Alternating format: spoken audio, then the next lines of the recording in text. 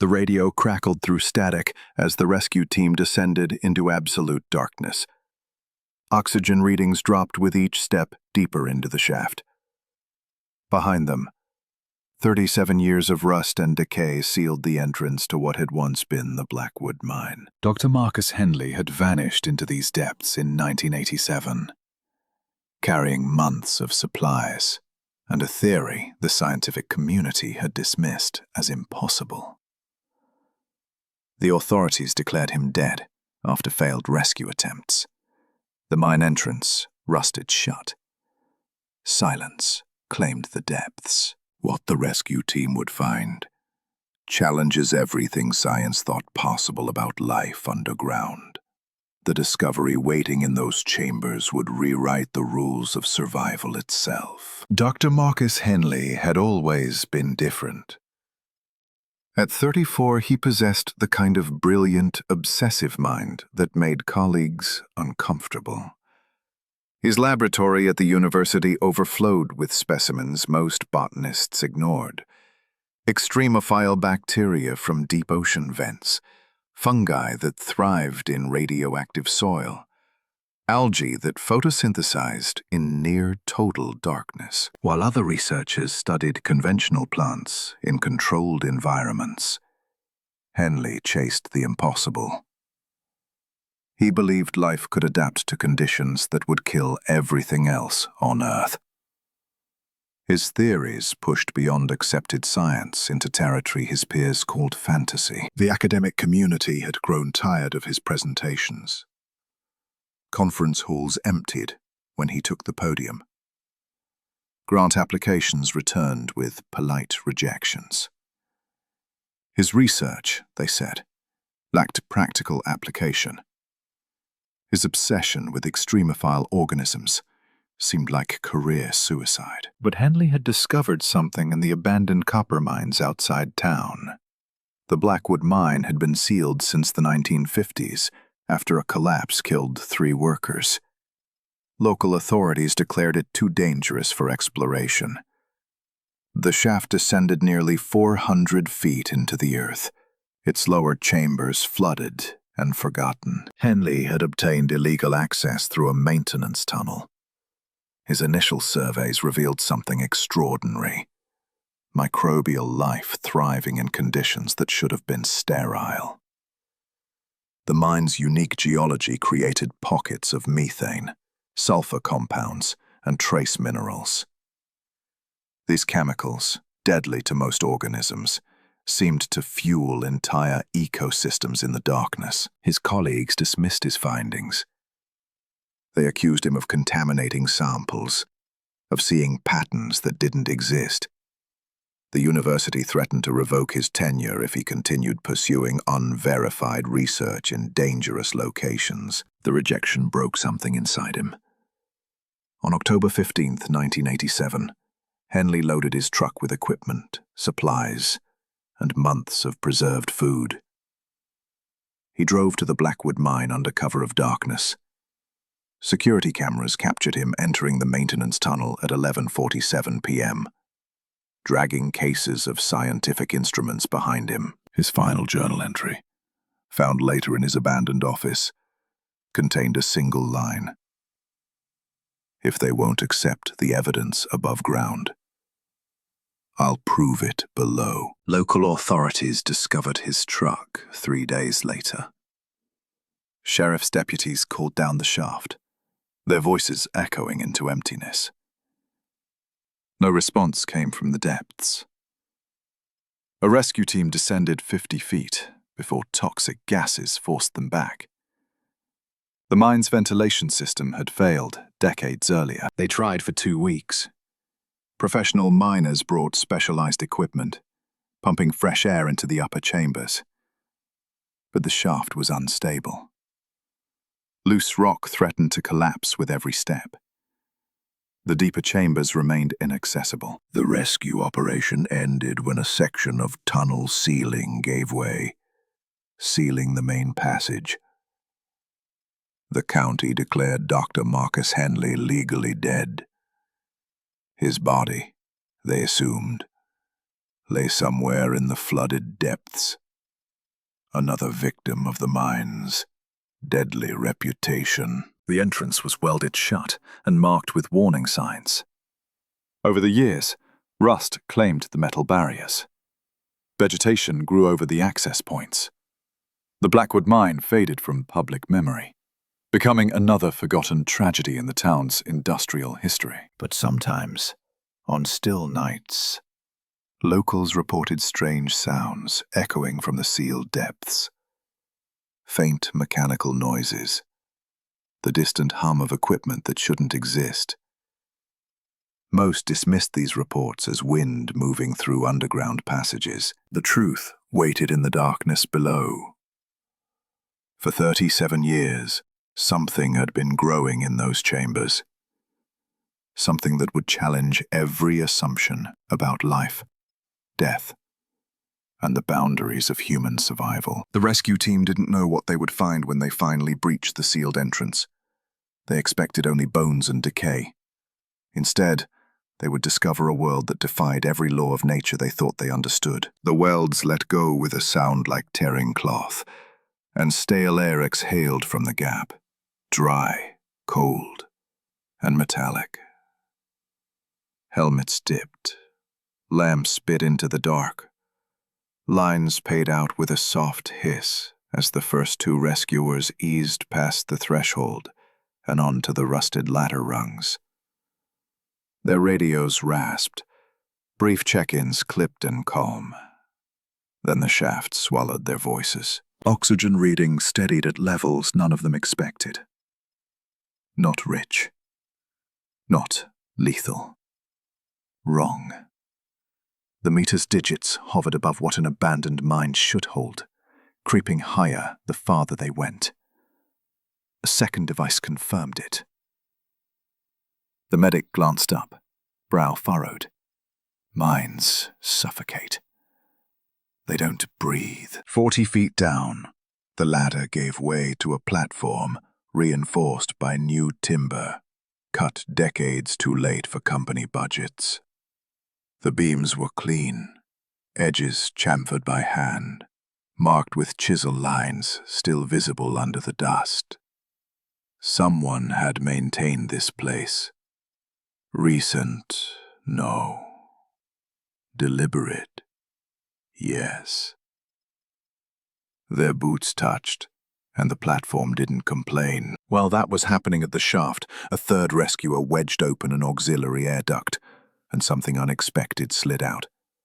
A paper cartridge stuffed with coarse charcoal and wrapped in mesh. Primitive. Ingenious.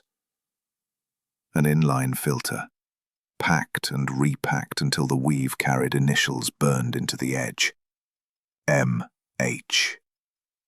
Oxygen drift patterns around the duct told the rest of the story.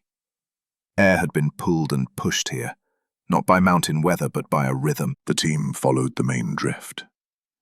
Their lamps found conduit nailed along the walls, copper wires insulated with cloth tape, blast jars rigged as crude scrubbers, and a flywheel, the size of a dinner plate, attached to a belt and a fan. When they tested the fan by hand, it spun freely. Bearings were oiled. The smell was unmistakable. Lanolin and graphite. Meters chirped. Oxygen climbed again. Carbon dioxide didn't behave like it should in a dead hole. The atmosphere had a pattern. Oscillations, shallow and consistent, as if the mine itself were breathing through a diaphragm built from scavenged parts. One rescuer leaned close to a mesh-covered vent and felt faint warmth brush his cheek. That made no sense. There was no power, no grid, no light, only heat moving in carefully channeled veins. Unknown to them, across a parallel drift, a pressure door awaited. A salvaged steel bulkhead set into the rock with poured grout and hand-cut bolts. They found it because the floor changed underfoot. The dust thinned to a fine, even silt. Edges of boot prints appeared in the glow of their lamps. Old, overlapping. But not from miners' boots. narrower, deeper at the toe. A man who carried weight forward. He had walked this path, again and again. They reached the door. It was balanced on a counterweight system of pulleys and limestone blocks. No power, just physics. A small brass placard had been scratched with a nail and lacquered to keep it from smearing. A single word. Regulator. They opened the wheel. Air hissed through a labyrinth of baffles on the other side, and their meters shifted. Not a blast, just a glide of conditioned atmosphere, neither stale nor fresh, but tended. 3 steps beyond, the mine changed. The rock had been brushed, not blasted. Loose stone was cleared into tidy windrows. Here and there, cedar shims wedged timbers against the ceiling where the vein narrowed. Tins sat stacked in a recess. Preserved food, lids dimpled by age, their labels bleached to ghosts. Beside them, a ledger lay under oiled cloth. When they lifted the cover, a neatly ruled page stared back. Columns of numbers. Airflow rates, humidity, dew point, and a hand that wrote like an engineer's. No names, only dates, marching through years when the world above assumed silence. Meanwhile, something else was happening deeper in the drift. Condensation formed evenly along the walls, then trickled into a trough carved straight into the rock. The trough fed a barrel filled with gravel and coarse sand. Beyond it, another barrel, this one looser, filled with charcoal. A gravity-fed filtration chain. A tin spigot at the end had been soldered, polished, and repaired so many times it shone in their lights. They opened it. Water emerged, clear, cold, and carrying the faint mineral bite of copper country. The evidence of habitations emerged as fragments that lined up like gears. A sleeping platform built on a raised pallet of slate. Blankets sewn from canvas sacks, stitched into a quilt that had been washed until the fibers lost their stiffness. A tin cup with the lip hammered smooth. A coffee can repurposed as a lamp. Wick woven from cotton threads. Char preserved in a jar with a cork stopper. Everything had been used beyond its normal life, then reimagined again. We found a wall of notebooks tucked in a recess behind a slatted screen, dozens of bound spines wrapped in waxed cloth. The top volume opens to a diagram of the mine's lungs. Shafts labeled not by company numbers but by function. Draw, return, mix, preheat. Every duct had a hand-built valve. Every valve had a seasonal setting. And in the margins, a code of symbols marked with moons and temperature notations. Winter was tight. Summer breathed. Half an hour in, they reached the first true modification. A chamber where vents converged into a throat lined with stone. In the center, a rotating drum made from a repurposed water tank turned slowly, powered by a drip feeding a paddle wheel. The drum's interior was packed with mossy mats and fungal threads glistening with moisture. The air that exited that drum tested richer in oxygen than the air that entered. One rescuer didn't say the word photosynthesis. No light. Instead, they wrote bioreactor in the log and underlined it twice. This was the moment everything changed. The expectation of remains fell away. Survival had not been an accident here. It had been engineered, maintained, and iterated on until even the air obeyed design.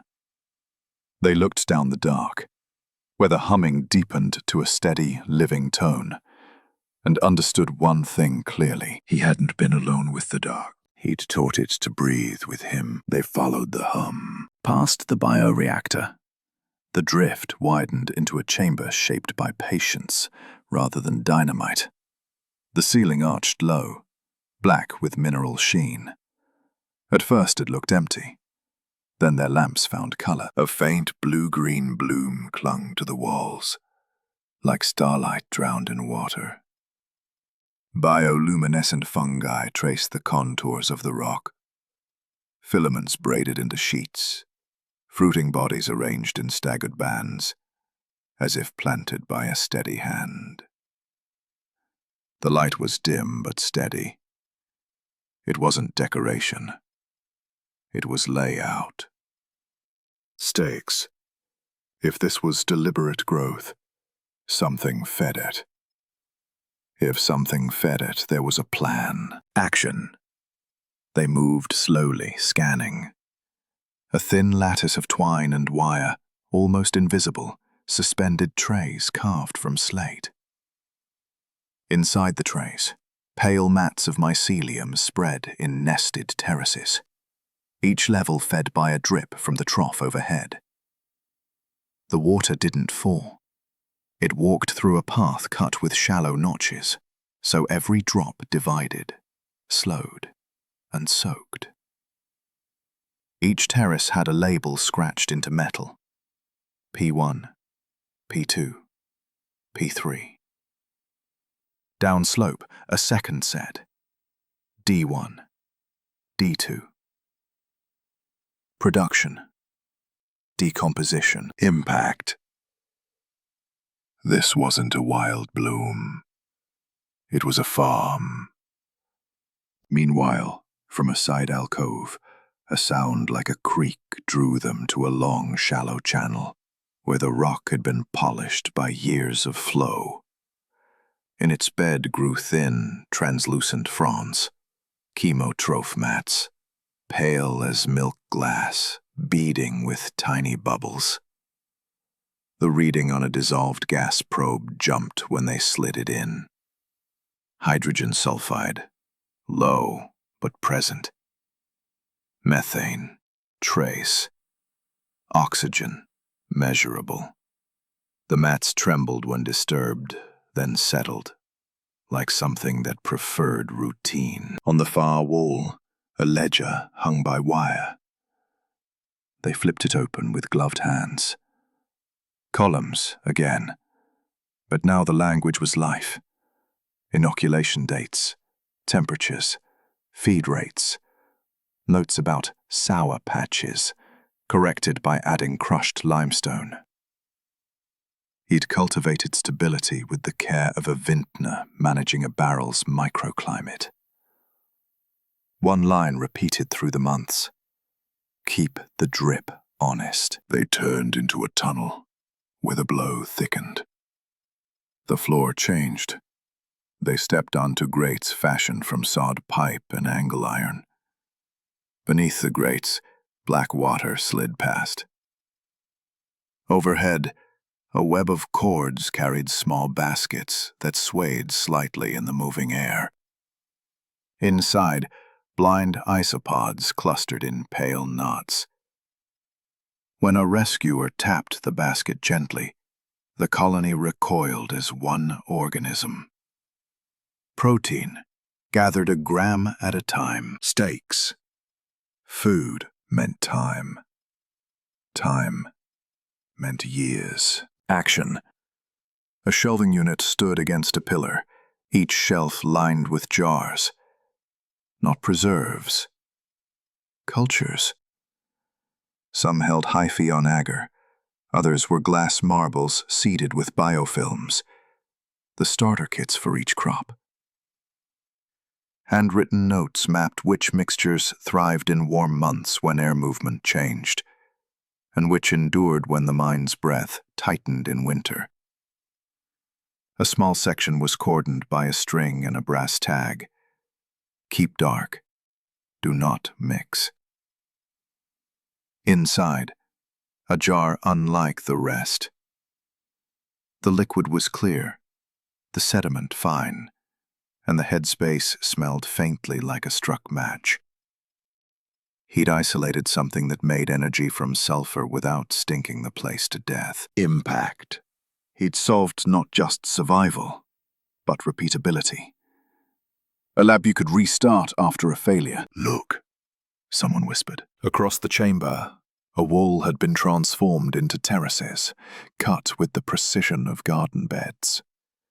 Each ledge held a skin of substrate: pulverized rock, charcoal dust, shredded cloth, over which grew flattened sheets of fungal tissue, their top surfaces studded with small, rigid nodules. They resembled seeds, but when a rescuer gently prodded one with a wooden stick, it flexed, then opened like a tiny flower to reveal a wet interior that glistened. Harvest points, engineered or selected to present calories in bite-sized geometry. He'd trained morphology by cutting and reseeding across seasons until behavior matched need. They reached what could only be called an irrigation brain, a manifold of pipes and valves, each labeled with both a function and a mood. Slow rain, wake, rest, purge. The panel felt warm. Nearby, a narrow shaft rose toward the unseen surface. A thin ribbon of air moved through it, guided by a vent cap that could be set from below. The system didn't fight the mountain. It coaxed it. Stakes. Without light, any food web collapses, unless input arrives another way. Action. They found the input. In a deeper room, the floor trembled with heat. No flame, only a steady pulse from a crack in the rock where air thinned and shimmered. Geothermal seep. Not dramatic, but dependable. Over it, he'd built a heat exchanger from copper coils and radiator fins, salvaged from ancient machinery.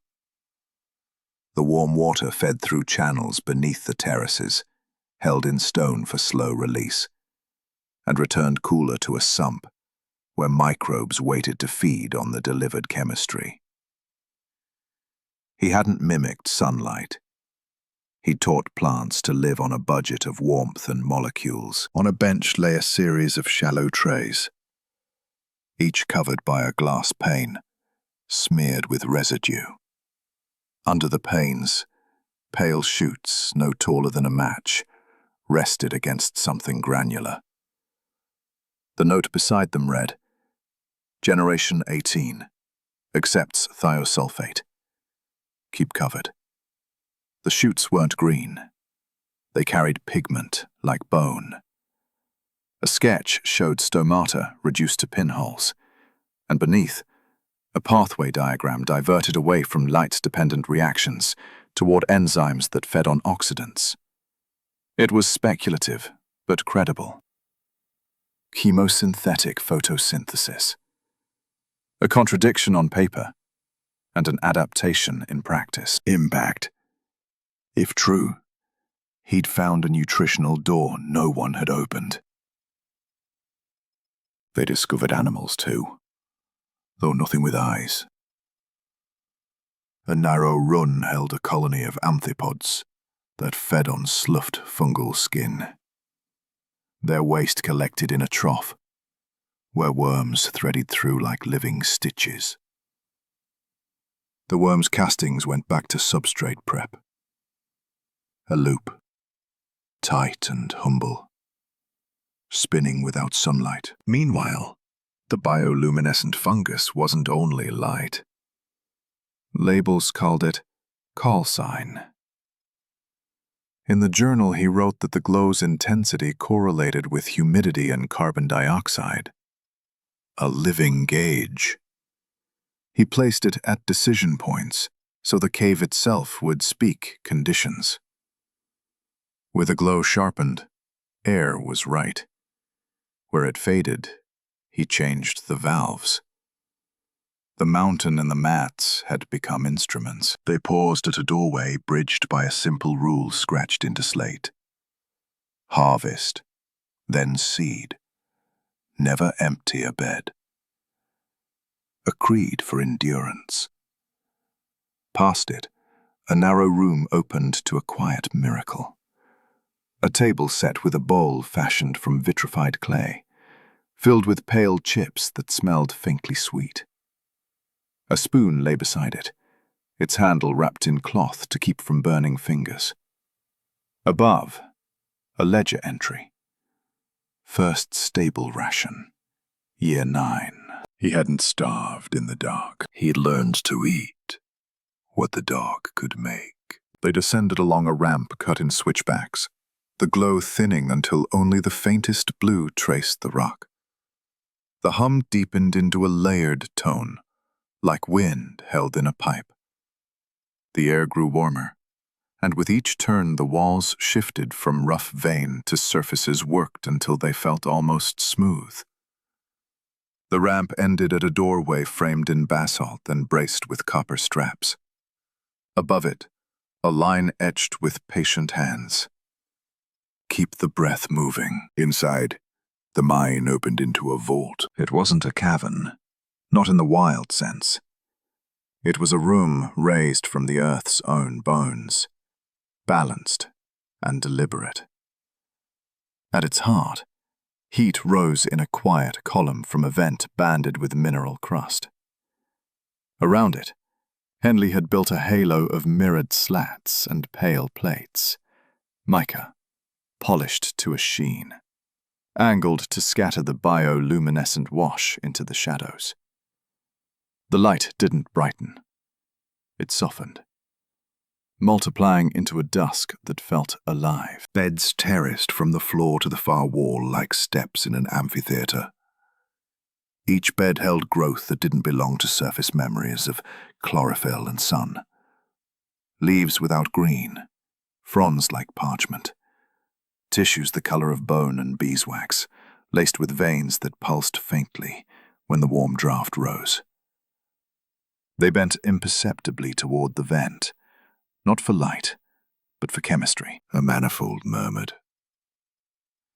Valves clicked in a rhythm that had outlived seasons above. The coil of copper sang with a note only the attentive would hear. They approached the nearest bed. The substrate was a composite of crushed stone, charcoal, and something fibrous, woven into a mat that wicked moisture but never drowned. Set into it, the pale plants pressed their undersides against a honeycomb of porous ceramic. The ceramic, warm to the touch, bled a steady trickle of heat. Under the bed, channels carried water the color of tea, mineral, not rot, toward a sump where microbes waited to turn waste into feedstock. A bench stood near the manifold. On it, Henley's drawings had been lacquered against damp, each sheet pinned beneath glass. Enzyme pathways rendered like transit maps, arrows rerouted around the sun's absent station. He'd annotated a leaf cross-section, stomata reduced to pinholes, cuticle thickened, phloem broadened. Beside it, a reaction chain labeled in his careful hand. S-oxidation, coupled to carbon fixation. Thiosulfate as donor, nitrate as acceptor. A plant that ate with chemistry instead of light. The team found his proof not in equations, but in ritual. A tray of discs, thin, brittle wafers, rested under a gauze hood. Each disc carried a grid of tiny impressions. A note taped to the hood read, "Uniform slice equals uniform cook." They lifted the edge. Warmth breathed out. The wafers smelled faintly sweet, with a mineral edge. Nearby, a sealed jar held a powder labeled binder, protein fraction, amphipod plus mycelial skim. Rations had become cuisine. Against the far wall, Journals continued past the upper shelves' last dates. The leather had darkened from handling, the corners polished by years of turning. In the final volumes, the entries shifted from measurements to reflections, braided with method. He wrote in the third person sometimes. The caretaker turned the valve, as if the work had outgrown the man and become a post to be filled. Between entries, he drew small rectangles, each shaded slightly different, annotated with mouthfeel, crisp, keeps 3 days. He had taught the dark to make texture. They reached the recordings. A hand crank machine sat under an awning of cloth, its gears protected from silt. The first cylinder they tried hissed, then caught a voice worn thin but steady. Regulator adjusted. Glow holds at 5 paces. The mats sulk at 32 degrees. Feed them slow. Later cylinders carried more than logs. Calm words addressed to no one in particular, and to everything around him.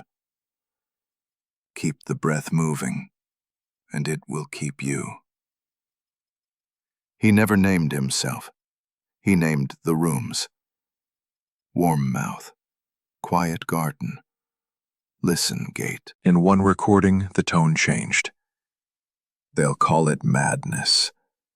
Let them. Seeds don't argue with the soil. A pause. If someone hears this, don't begin grand. Begin honest. One bed. One valve. Keep the drip.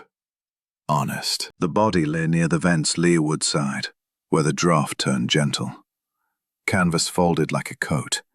A blanket sewn from sackcloth drawn over the legs. No drama, only order.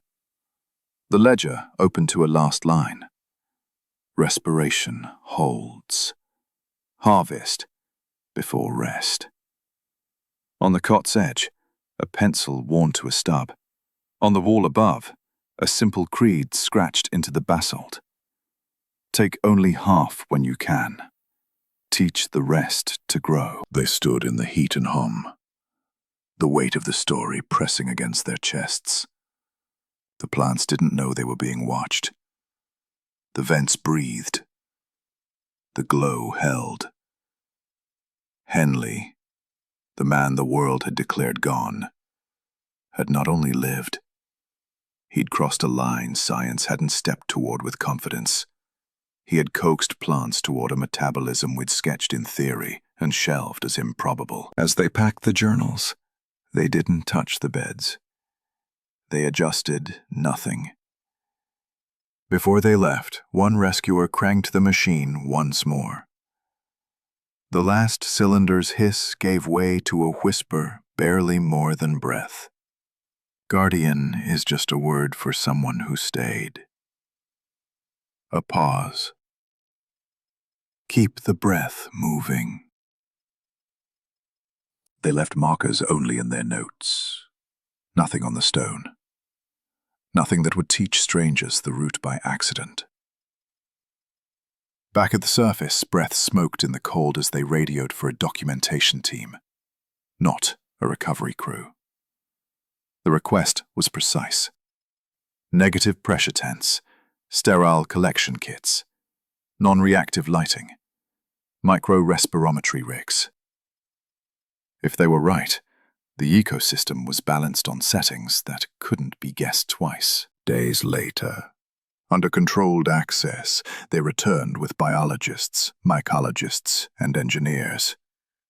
Cameras watched from fixed points to avoid the heat of bodies changing the mine's breath. They logged flows without opening valves. They measured the glow's pulse against humidity and carbon dioxide and found the correlation held. Samples were lifted like relics, milligrams only, sealed in inert vials, matched to ledger entries by page and line. In the vault, they didn't dismantle, they mapped. Each bed's temperature gradient was rendered into a thermal topography. Air chemistry was modeled as a living circuit. The enzymes Henley sketched were compared against known pathways. The data suggested a hybrid metabolism, sulfur compounds as donors, nitrates or iron as acceptors, carbon fixed, without sunlight. Speculative, yes, but the wafers fed people in the room. That mattered more than theory. Word reached the institutions that had once asked him to stop. Requests arrived fast and formal. The team declined most. The county moved to protect the site. The mine's name gained a new sign: Research Reserve, no extraction. A rotating roster of caretakers learned Henley's rules by muscle memory. Keep the drip honest. Move air like a tide. Harvest, then seed. They wrote nothing on the walls. They wrote everything in duplicate. Henley's body was carried out under canvas, not on camera. He left with the quiet he'd kept. In the daylight, faces softened. There was no triumph in that walk, only recognition. At the cemetery, a simple stone took his name and the years he spanned. Someone placed a mica shard on top, pale, intricate, unmistakable. In labs above ground, the implications multiplied. Closed-loop agriculture for deep space no longer lived only in diagrams. If plants could be coaxed to eat with chemistry in a mine, then ships and stations could host gardens that didn't beg for sun. Subsurface farms could ride out winters or wars. In dry countries, water that couldn't spare evaporation might still feed beds warmed by earth. The papers that followed didn't argue about whether he lived. They wrestled with how. Some called it selection over decades. Others called it directed evolution by a patient hand. Either way, the conclusion was simple. He'd built survival that kept teaching. After he stopped, they locked the gate each time they left and listened. The mountain exhaled, deliberate and steady, as if relieved to be understood at last. One man's patience taught the dark to grow food, and the world above finally listened to what the stone had been saying. If you want to see how this underground garden points to farming on Mars and beneath deserts, watch the next story on engineered ecosystems. Subscribe to Some Strange Findings, turn on notifications, and don't miss the next world, waiting in the quiet.